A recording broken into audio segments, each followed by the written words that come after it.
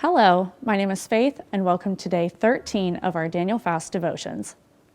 And to him was given dominion, honor, and a kingdom, so that all the peoples, nations, and populations of all languages might serve him.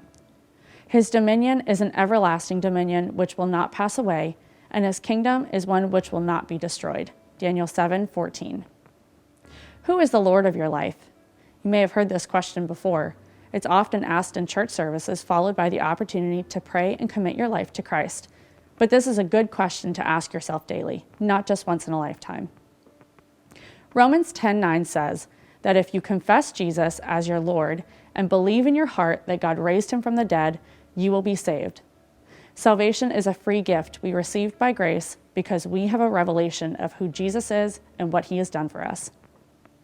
Jesus talked to his disciples about this. He said to them, "But who do you yourselves say that I am?"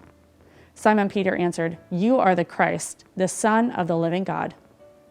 Jesus then tells Peter that flesh and blood did not reveal this to him, but his Father in heaven.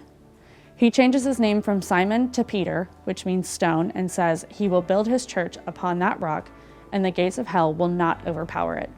Matthew 16:15-18.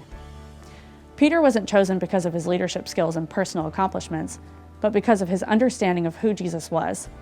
So if you're feeling ill-equipped to handle what you've been called to do, or you're not sure if anyone will notice what you're capable of, remember that it's not what you do, it's who you know.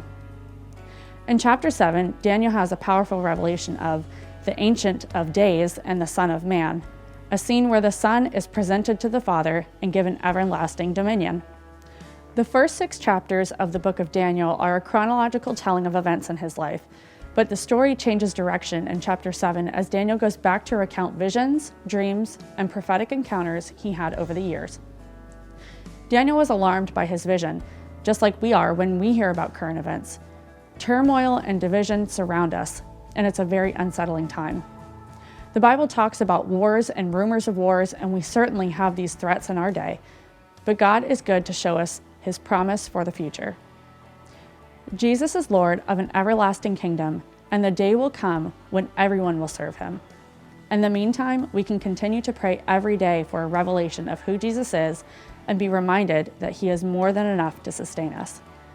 How long has it been since you've meditated on Jesus Christ and what his life, death, and resurrection meant for you?